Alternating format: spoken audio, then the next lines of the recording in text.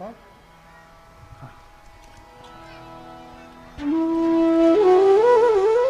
उनका उल्टा है ना, उल्टा बाएं हाथ लेफ्टी है वो।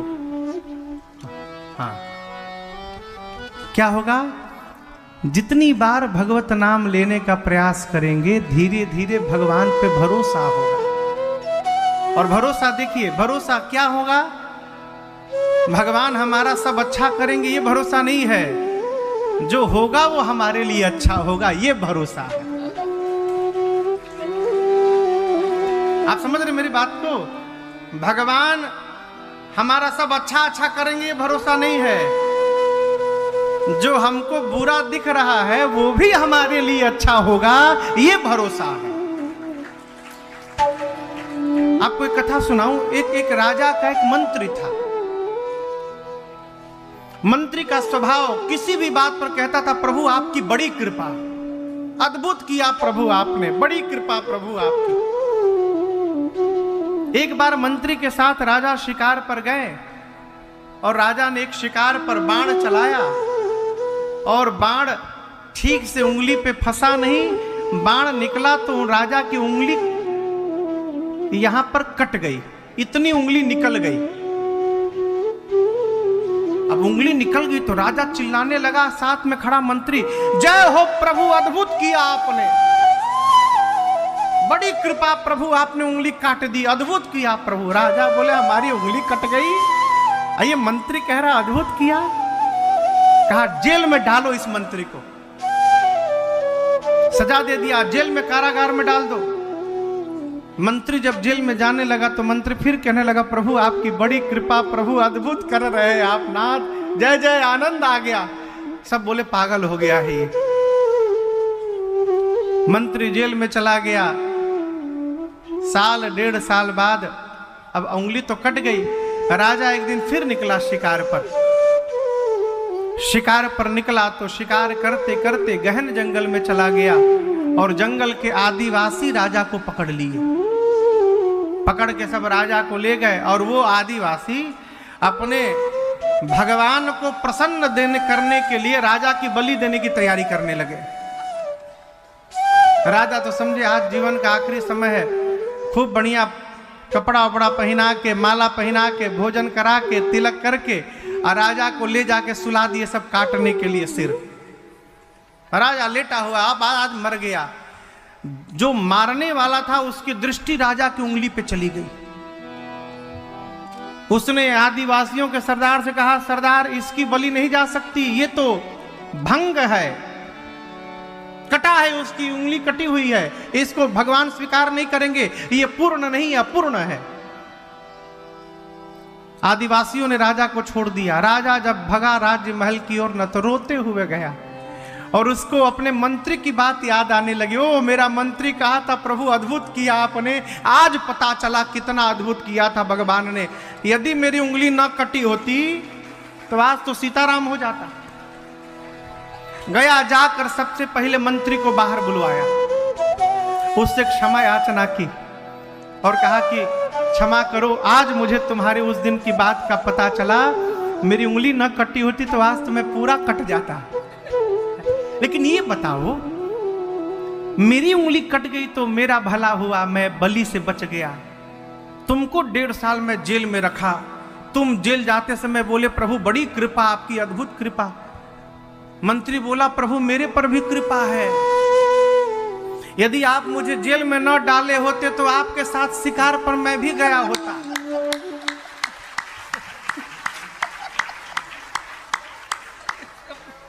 तो आपकी तो कटी थी तो आप बच जाते, हम पूरे थे तो हम वहां पे कट जाते। तो मैं जेल में गया, ये मेरे पर भी भगवान की बड़ी कृपा हो गई। ये कथा कहती है माई बाप, भगवान का भक्त वही है जो किसी भी सिचुएशन में भगवान को कंप्लेन न करे, वो भगवान का भक्त है। इससे अपने को बाहर निकालिए। ये होगा कैसे? केवल और केवल भगवत नाम जप से होगा, धीरे धीरे। मां भगवान के चरणों में प्रणाम करती हैं।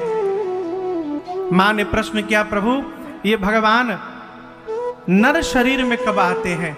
शंकर जी बोले, देवी ये कहना तो मुश्किल है कि नर शरीर में कब आते हैं, क्यों आते हैं। जो मुझे समझ में आता है मैं बताता हूं। क्या?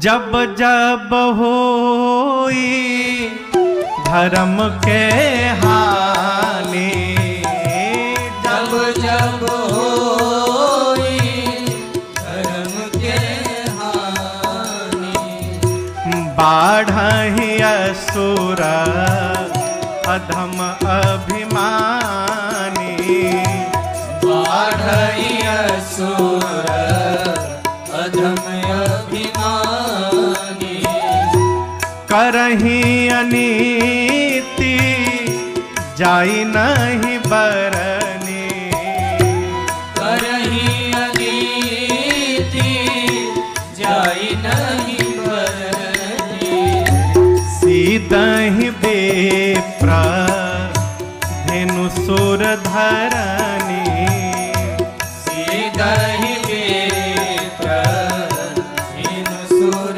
धरनी, तब तब प्रभु धरी विविध शरीरा, तब तब प्रभु धरी विविध शरीरा, हरहि कृपा निधि सज्जन पीरा, हरहि कृपा निधि सज्जन पीरा, राम जन्म के हेतु अनेका, राम जन्म के हेतु अनेका, परम विचित्र एक ते का, परम विचित्र एक ते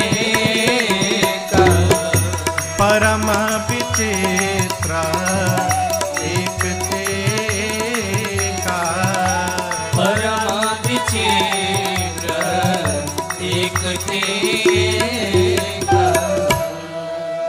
क्यों भगवान अवतार लेते हैं? शंकर जी बोले, जब जब होई धर्म के हानि, बाढ़हि असुर अधम। देखिए, धर्म की कभी हानि नहीं होती। जिस प्रकार पूरे ब्रह्मांड में एनर्जी कांस्टेंट है, आप लोग पढ़े होंगे, ऊर्जा को समाप्त नहीं किया जा सकता। एनर्जी कांट बी डिस्ट्रॉय, आप लोग पढ़े होंगे। उसको एक रूप से दूसरे रूप में बदला जा सकता है केवल, वो स्थिर है ऊर्जा। उसी प्रकार पूरे ब्रह्मांड पर धर्म स्थिर है, निश्चित है। परंतु धर्म की तुलना में जब अधर्म बढ़ जाता है तो बढ़े हुए अधर्म के आगे लगता है कि मानो धर्म छोटा हो गया, लेकिन धर्म वही है जहां था। धर्म घटता बढ़ता नहीं है। अरे धर्म राम जी हैं। वाल्मीकि रामायण में विश्वामित्र जी राम जी का परिचय कराते हैं। एषः रामः विग्रहवान धर्मः। ये राम जी धर्म के विग्रह है, प्रतिमूर्ति है। मेरा प्रश्न है, यदि राम जी धर्म है तो कौन माई का लाल जन्म लिया हो जो राम जी की हानि कर देगा हो? है? धर्म घटता नहीं है। धर्म की तुलना में जब अधर्म बढ़ने लगता है तो ऐसा लगता है मानो धर्म छोटा हो गया। यह धर्म कब बढ़ता है? जब अभिमानी अधम असुर धरती पर आते हैं, पृथ्वी पर, गौ माताओं पर, संतों पर, भक्तों पर, देवताओं पर इतना अत्याचार करते हैं कि जिसका वर्णन नहीं हो पाता। तब तब प्रभु धरी विविध शरीरा, आकर हरहि कृपा निधि सजन पीरा। तब तब भगवान विविध रूप धारण करके आते हैं और सज्जनों की पीड़ा का हरण करते हैं। ये कथा कहती है यदि हम सज्जन बनेंगे तो भगवान हमारे लिए भी आएंगे। भगवान दुर्जनों के लिए नहीं आते, भगवान सज्जनों के लिए आते हैं। आकर प्रभु सज्जनों की पीड़ा का हरण कर लेते हैं। बाबा ने कहा देवी राम जी के जन्म के अनेक कारण हैं। एक कारण में तो बाबा कहते हैं भगवान श्री हरि के द्वार पर 2 द्वारपाल हैं, जय और विजय।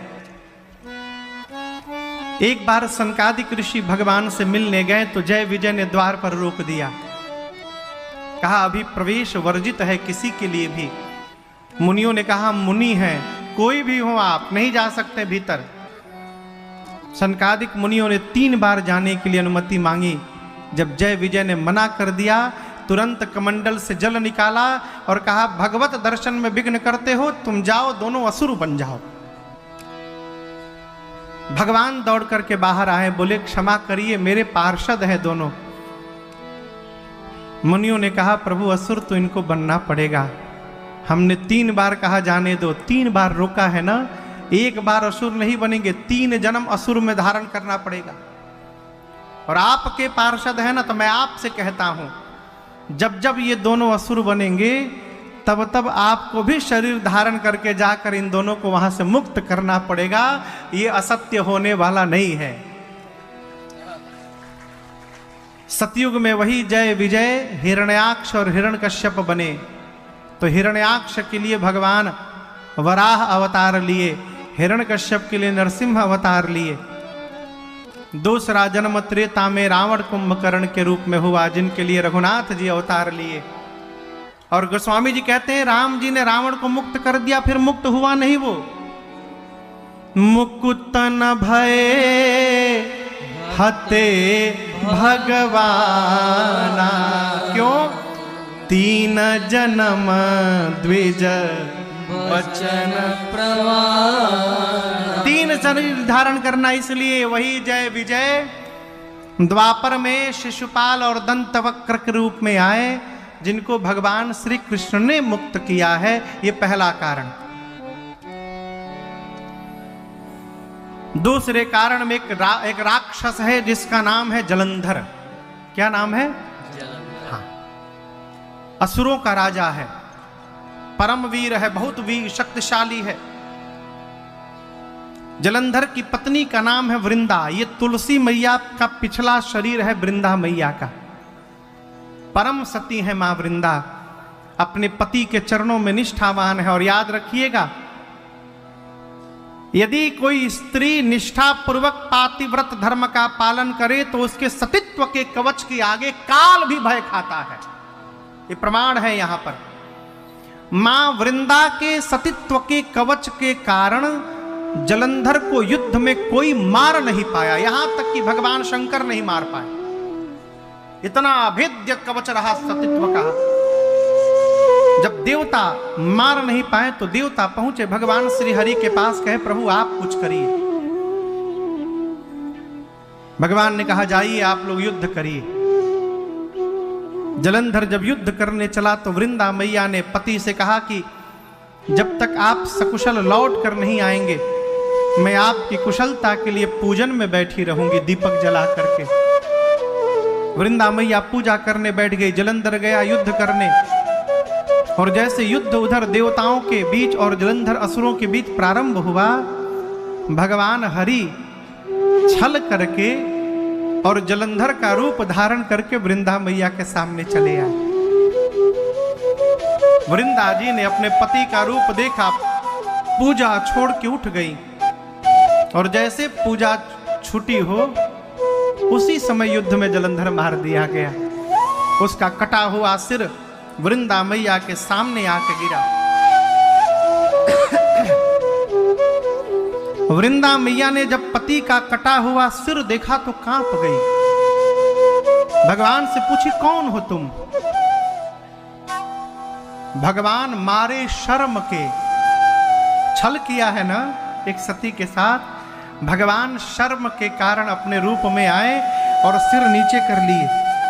वृंदा मैया बर्दाश्त नहीं कर पाई, बोली आपने भगवान होकर मेरे साथ छल किया है, श्राप देती हूं आपको। जिस प्रकार आपने छल करके मेरे पति को आज दूर किया है मुझसे, एक दिन यही मेरा पति छल करके आपकी पत्नी को आपसे दूर करेगा, मैं शाप देती हूं। और उसी समय क्रोध के कारण वृंदा मैया ने भगवान को पत्थर का बना दिया।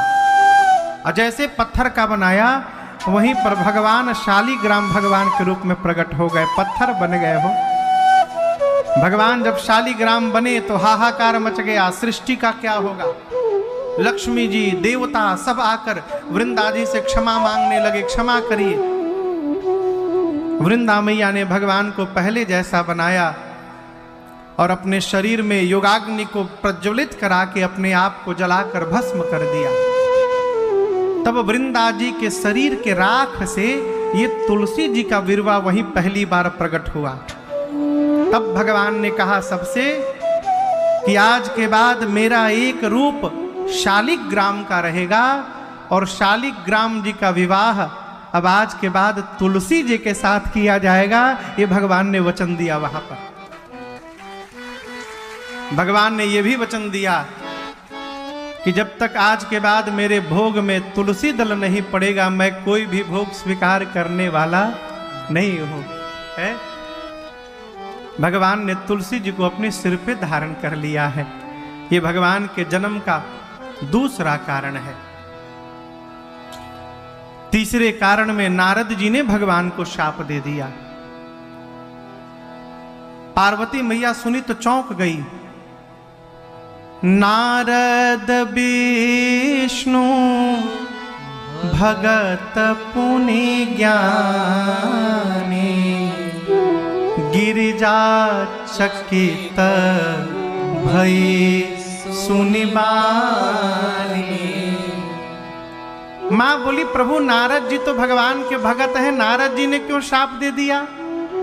अब यहां पर आपसे एक बात कहूं, यहां आप पार्वती जी की निष्ठा देखिए, गुरु भक्ति। मां ये नहीं कहती कि मेरे गुरु जी ने भगवान को शाप देकर गलत कर दिया। मां कहती है कि अवश्य भगवान ही ऐसा कोई काम किए होंगे कि मेरे गुरुदेव को विवश होकर उनको शाप देना पड़ गया होगा। कहिए भगवान ने कौन सा अपराध कर दिया था। ये निष्ठा है, जिसको मानिए वहां पर संशय को प्रवेश न करने दीजिए। मां कहती है मेरे गुरुजी ने शाप दिया है, अवश्य भगवान कोई अपराध किए होंगे। कौन सा अपराध किया। शंकर भगवान पूरी कथा सुनाए। यहां मैं आपको निवेदन करूं, जीवन में उपलब्धि प्राप्त हो रही है तो उसको पुरुषार्थ न मानिए, भगवान की कृपा मानिए। है कई लोग कहते हैं मेहनत से मिला है। बहुत लोग मेहनत करते हो, कई लोग मेहनत करते करते बुढ़ा जाते हैं।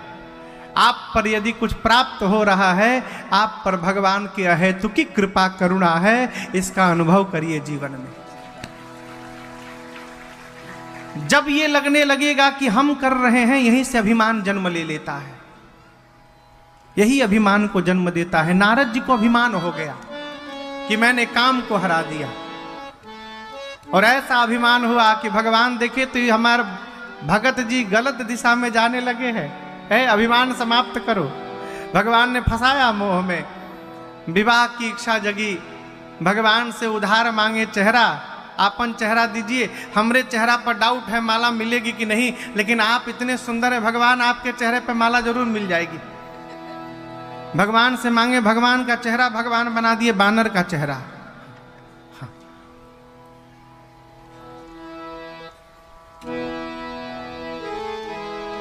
नारद जी को इस बात की बड़ी ग्लानि रही जीवन पर्यंत कि भगवान ने हमारा ब्याह काट दिया। देखिए आपसे निवेदन करूं, हम और आप गृहस्थी हैं। गृहस्थी को बहुत लंबे समय तक सन्यासी के पास नहीं रहना चाहिए। गृहस्थी को बहुत लंबे समय तक किसी विरक्त महात्मा के पास नहीं रहना चाहिए।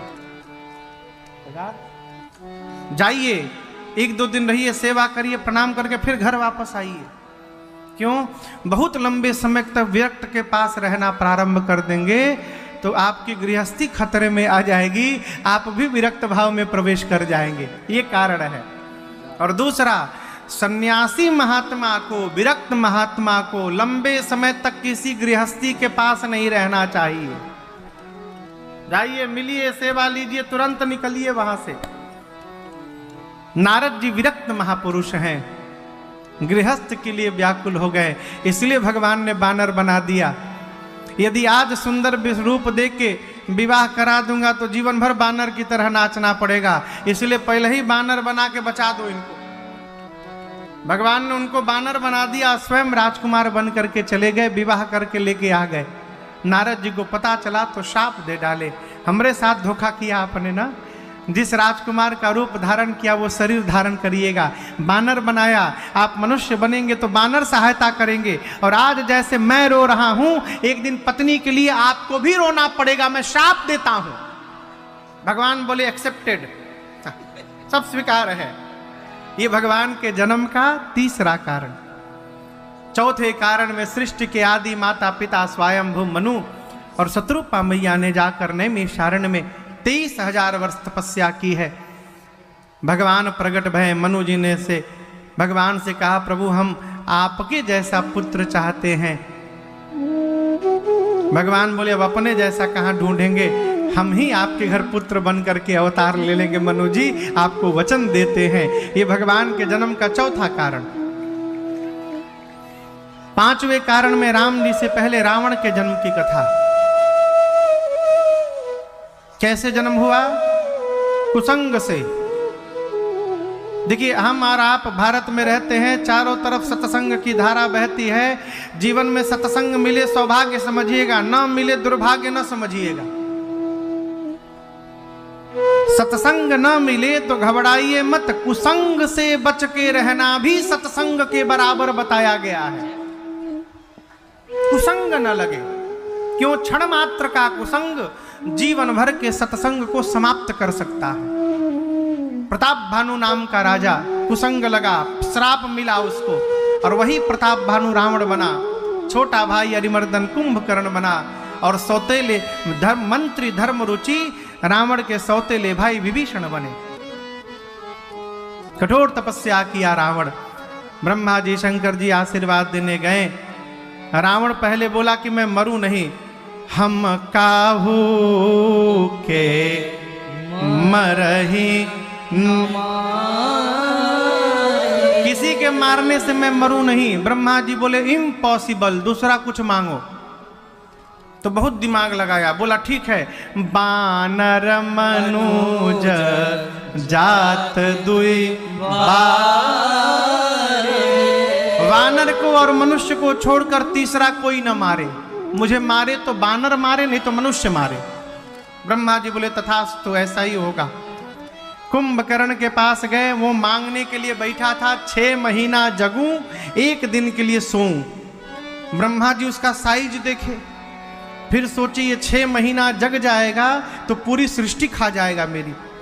सरस्वती जी को बोलकर उसकी मति पलट दी और उल्टा मांग गया। बोला कि मैं 6 महीना सोऊं, 1 दिन के लिए जगूं। ब्रह्मा जी तुरंत बोले तथास्तु बेटा, ऐसा ही होगा, जाओ। हाँ, विभीषण जी के पास गए। विभीषण जी ने भगवान के चरणों में प्रेम मांगा है, अनुराग मांगा है। ब्रह्मा जी बोले तथास्तु पुत्र, ऐसा ही होगा। मैं नामक दानव ने अपनी बेटी मंदोदरी का विवाह रावण से कराया। रावण दोनों भाइयों को पाताल विवाह कराकर लाया। लंका में रावण ने राजधानी बनाई, और उसके बाद रावण का जो आतंक प्रारंभ हुआ उसकी आप कल्पना नहीं कर सकते।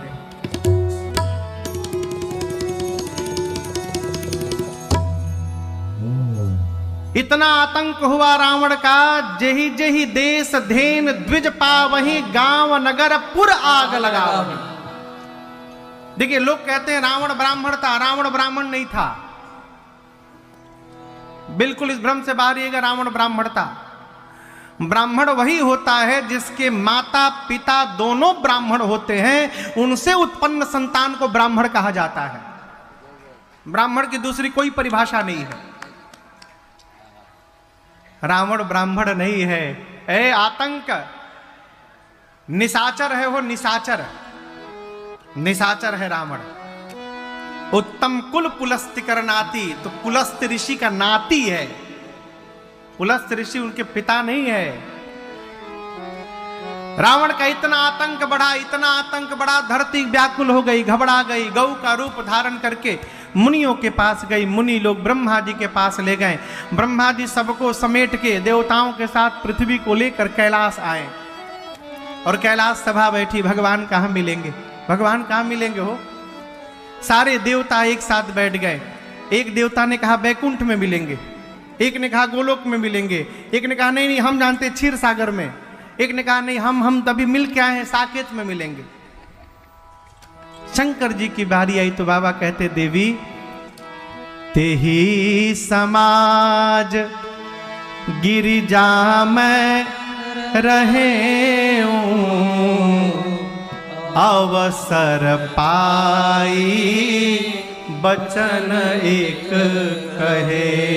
ये समझिए शंकर जी कहते हैं उस सभा में मैं भी था। अब मैंने कब कहा? जब मेरा कहने का अवसर आया। ये कथा कहती है बीच में नहीं बोलना चाहिए। बीच में एक बात करने वाले के बात का समाज पर कोई प्रभाव पड़ने वाला नहीं है। अपनी बात कहने का यदि अवसर आए, जब उचित समय मिले और आपको कहने के लिए कहा जाए तब अपनी बात रखी जाए। शंकर जी कहते हैं उस सभा में मैं भी था और जब मुझे कहने के लिए कहा गया तो मैंने कहा कि आप कहते हैं भगवान बैकुंठ में क्षीर सागर में यहां मिलेंगे। मैं पूछता हूं भगवान कहां नहीं मिलेंगे? हरि व्यापक सर्वत्र समाना प्रेम ते प्रगट होई मैं जान। यदि हम लोग कैलाश में भगवान को बुलाएंगे तो भगवान कैलाश में प्रकट हो जाएंगे। ऐसा सुनकर सारा देव समाज भगवान शंकर की जय जयकार करने लगा। ब्रह्मा जी की अगुवाई में पूरा देव समाज मिलकर सकल सुर परम भयातुर ब्रह्म बन्यात पद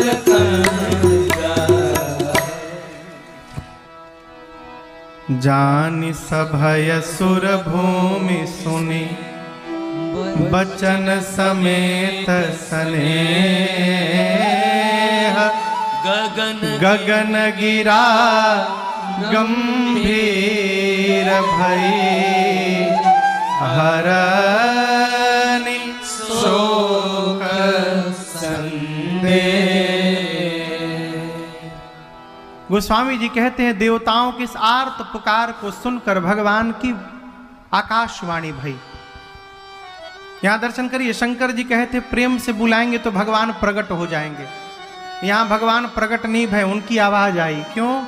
देवता प्रेम से नहीं बुला रहे हैं, देवता आज भय से बुला रहे हैं। इसलिए भगवान नहीं आए, उनकी आवाज केवल आई। और भगवान की वाणी ने देवताओं से कहा आप निर्भय हो जाइए, डरिए मत। मैं आप लोगों के लिए अंशों के साथ अवतार लूंगा। कहां? सूर्यवंश में अवतार लूंगा, आऊंगा, नारद जी के एक एक वचनों को सत्य करूंगा, पृथ्वी के भार का हरण करूंगा। और यहां दर्शन करिए, भगवान ने एक बार भी ये नहीं कहा कि मैं रावण को मारूंगा। ये पूरी मीटिंग, पूरी रचना गोपनीय ढंग से हो रही है। देवता कैलाश पर भगवान को पुकार रहे हैं, इसकी सूचना रावण को पहुंच चुकी है। रावण कहता बुलाने दो, आज से थोड़ी बुला रहे हैं, ये युगों से बुला रहे हैं। ये रोज जैसे त्रास देता हूं, रोज भगवान भगवान बचाओ, भगवान बचाओ, बुलाने दो, कुछ नहीं होगा। भगवान ने आकाशवाणी में एक बार भी नहीं कहा रावण को मारूंगा। क्यों? भगवान गोपनीय ढंग से आ रहे हैं। यदि कह देंगे तो ब्रह्मा जी शंकर जी फंस जाएंगे। रावण कहेगा हमको वरदान देकर मरवाने की व्यवस्था करवा रहे हैं आप लोग। ब्रह्मा जी शंकर जी वरदान दिए है ना, तो रावण कहता हमको वरदान दे दिए हैं, ऊपर से मरवाने की व्यवस्था करा रहे हैं। इसलिए भगवान बचा के रखे, बोले आऊंगा, पृथ्वी के भार का हरण करूंगा, नारद जी के वचनों को सत्य करूंगा, आप लोग निर्भय हो जाइए। देवता प्रसन्न हो गए। ब्रह्मा जी ने सभी देवताओं से कहा हमारे लिए भगवान अवतार ले रहे हैं, तो भगवान के लिए उनसे पहले हमको वहां जाना पड़ेगा। क्यों? स्वागत कौन करेगा? कौन किस रूप में जाएगा? ब्रह्मा जी बोले पहले मैं बताता हूं, मैं जामवंत बन के जाने को तैयार हूं। भगवान शंकर बोले ब्रह्मा जी यदि आप जामवंत बन जाएंगे तो मैं हनुमान बन जाऊंगा, मैं हनुमान बन करके नीचे जाऊंगा। सूर्य वंश में परमात्मा अवतार लेंगे। भगवान सूर्य बोले मैं सुग्रीव बनूंगा। देवताओं के राजा इंद्र बोले ठीक है, मैं आपका बड़ा भाई बाली बन जाऊंगा। विश्वकर्मा भगवान बोले हम 2 रूप में जाएंगे, नल और नील बन के जाएंगे। इस प्रकार सारे देवता पृथ्वी पर आकर भगवान की प्रतीक्षा करने लगे। हरि आ जाओ एक बार, आ जाओ हरि आ जाओ,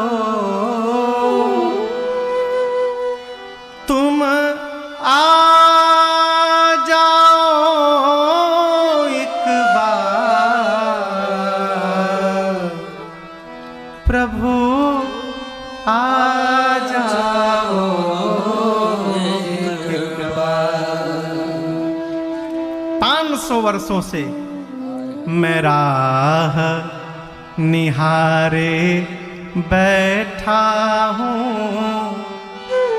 अब आ जाओ एक बार। और माई बाप वो घड़ी आ गई। 22 जनवरी को मेरे सरकार अयोध्या मंदिर में विराजमान होने आ रहे हैं। वो घड़ी आ गई।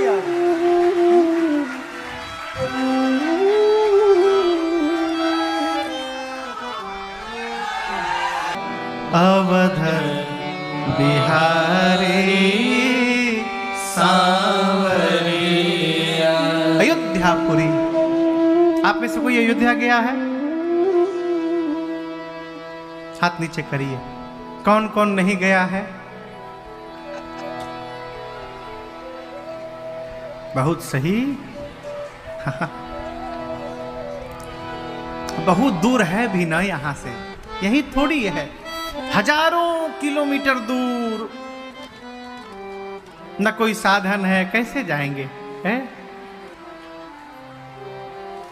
हो आइए, हो आइए। 22 तारीख को मेरे सरकार विराजमान हो जा रहे हैं। उसके बाद शीघ्र जाकर दर्शन कराइए वहां पर।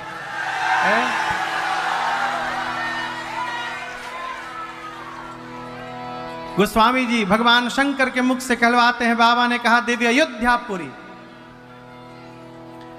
रघुकुल वंश है, रघुवंश है, रघुकुल के मणि वेद जिनका नाम महाराज दशरथ बताते हैं। और इनका परिचय क्या है? धर्मा धुरंधर गुणनिधि ज्ञानी। धर्म धुरंधर है। धर्म धुरंधर यानी धर्म की धुरी को धारण किए हैं, गुणों के भंडार हैं, ज्ञानी हैं। और क्या महाराज? हृदय भगति मति सारंग पानी। हृदय भगति मति सारंग पानी। हृदय में भक्ति है दशरथ जी के, मति में सारंग पानी। राम जी के धनुष का नाम है सारंग। अब पानी यानी हाथ, अर्थात अपने पानी यानी हाथ में सारंग धनुष को धारण करके साक्षात राम जी उनके मन में बसते हैं। किनके मन में? दशरथ जी के। अब आप कहोगे महाराज अभी जन्म तो हुआ नहीं, तो राम जी कहां से मन में आ गए? ये दशरथ जी पिछले जन्म में मनु जी थे। और जब इन्होंने नैमिषारण्य में 23,000 वर्ष तपस्या की तो रघुनाथ जी सीता मैया के साथ दर्शन दिए थे। और वो जो दर्शन प्राप्त हुआ और वो जो स्वरूप मन में बसा, शरीर बदल गया, लेकिन तब का देखा हुआ दृश्य अब तक नहीं बदला है। अब तक भगवान उनके मति में विराजमान है, धारण करके धनुष। कौशल्या, कैकेयी, सुमित्रा जैसे जिनके 3 देवियां हैं। जीवन के चौथे पन में एक दिन महाराज के मन में ग्लानि भई।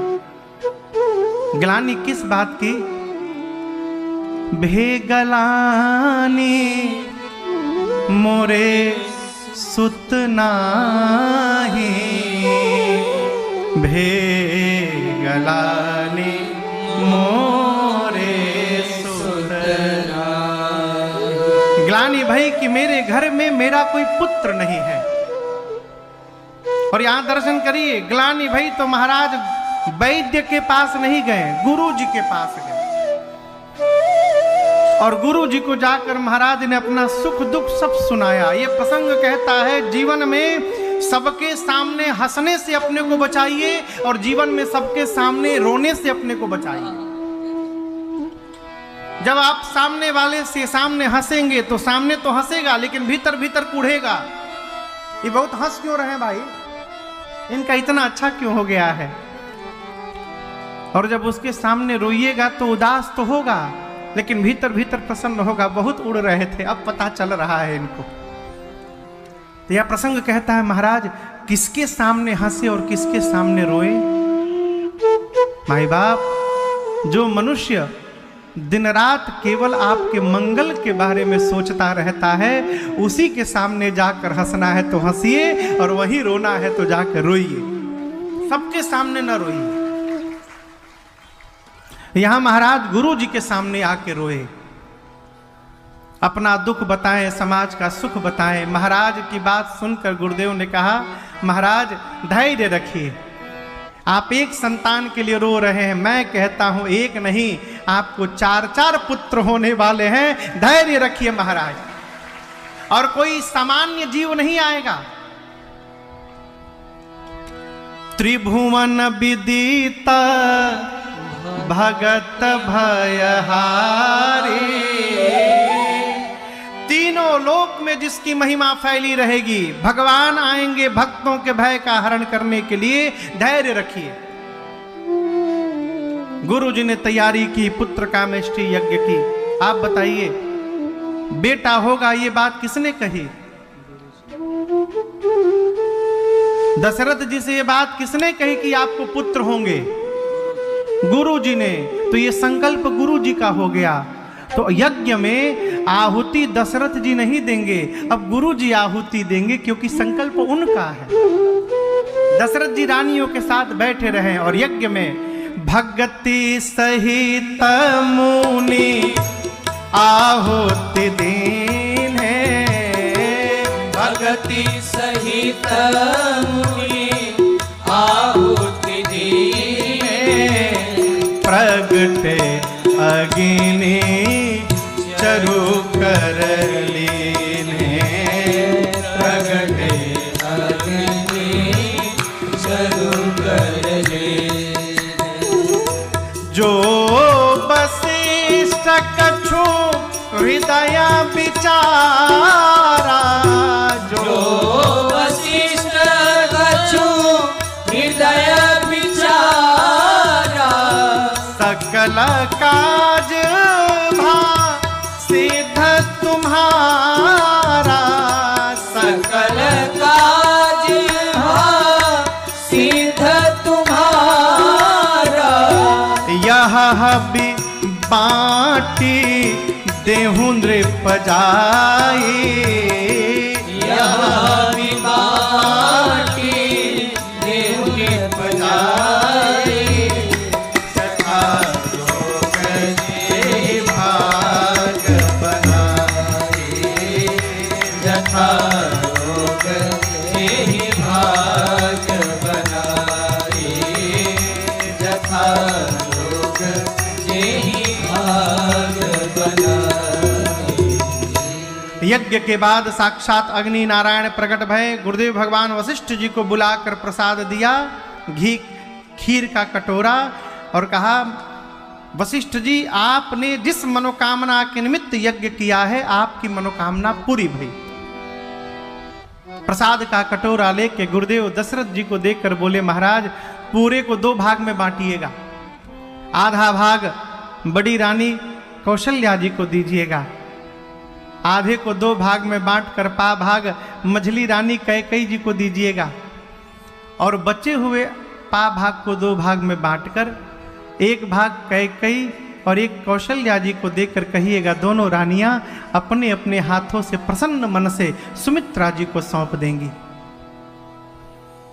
जैसे गुरुदेव ने बताया प्रसाद का वितरण भया और प्रसाद पाते ही प्रभु मेरे माँ के अंक में आ गए। रघुनाथ जी मैया के अंक में आके बैठ गए और देखते देखते 12 महीना बीता। 12 महीने बाद जोग लगन ग्रह बार तिथि जब सकल भये अनुकूल चर अरु अचर सब हर्ष जुत राम जन्म सुख मोह। चैत्र मास शुक्ल पक्ष नवमी तिथि दिन मंगलवार का दोपहर का 11:30 विजित मुहूर्त आया। शीतल मंद सुगंध हवाएं बहने लगी। संत आकर कीर्तन करने लगे। अयोध्या के पर्वत मणियों से जगमगाने लगे। संत कीर्तन करते हैं तब तक ऊपर आकाश में हलचल सुनकर एक संत ने कहा नीचे का छोड़ो ऊपर देखो। सब देव चले महादेव चले महादेव चले ले ले फूलन के आओ राघव सांवरिया सब देव चले महादेव चले महादेव चले ले ले फूलन के हार रे आओ राघव सांवरिया। शिव शंकर ने आगे बढ़ कर अपना डमरू बजाया। शिव शंकर ने आगे बढ़ कर अपना डमरू बजाया। गंधर्वों